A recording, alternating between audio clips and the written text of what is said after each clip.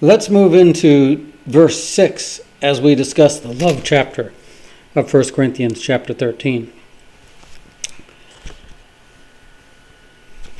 Let me read verse 6 here, or the first portion. We're just going to read the first attribute. It says, love does not rejoice in iniquity. Some versions of the Bible say love does not rejoice in unrighteousness. Let's consider what the Seventh-day Adventist Bible Commentary has to say on this. It says, the unsanctified heart is glad when an enemy falls into sin, and when its opponent makes a mistake that involves him in disgrace, but not so with love. It takes the opposite course and seeks to help even an enemy when he is in trouble. It's mind-boggling what the commentator said. Basically, it goes back to the Sermon on the Mount when Jesus told us to love our enemies. And he says, everybody loves their friends. What reward is it? What reward is there for you for loving your friends? Of course you're going to love your friends. But Jesus says, I tell you to love your enemies. And so when the Apostle Paul here in 1 Corinthians chapter 13 says, love does not rejoice in unrighteousness, that's what he's talking about, is love does not rejoice when our enemies have difficulty. Isn't that something?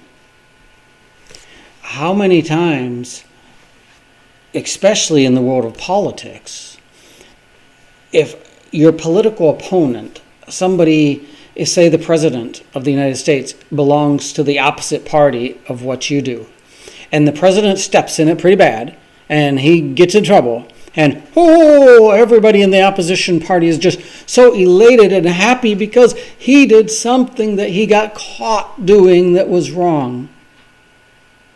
But that's not love, is what the Apostle Paul says. That is not love.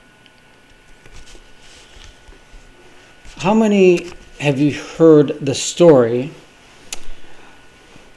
of the Reverend Peter Miller? And the story took place during the Revolutionary War. Reverend Peter Miller was pretty well known in the part of the colonies where he lived, and he had an enemy that despised him and hated him and gossiped about him and made his life miserable. Well, the Revolutionary War started, and his enemy's name was Michael Woodman. And Michael Woodman went off to war, and things didn't go so well for him. He got caught as a traitor, giving secrets to the British. And the death penalty was issued. Reverend Peter Miller heard where Michael was being kept. And in that same encampment, General George Washington was there. And the Reverend walked, obviously by foot, walked a day's journey until he arrived there, and he asked if he could speak to the general. And then he told General Washington that he came to plead for a pardon for Michael Woodman. And George Washington heard him out, heard everything he had to say. And then George Washington says, Reverend, I heard of you, and I know that you're a very noble man. And I admire that you took such a long journey to come here and plead this case for your friend. Wait a minute, Reverend Miller said. Stop right there, please.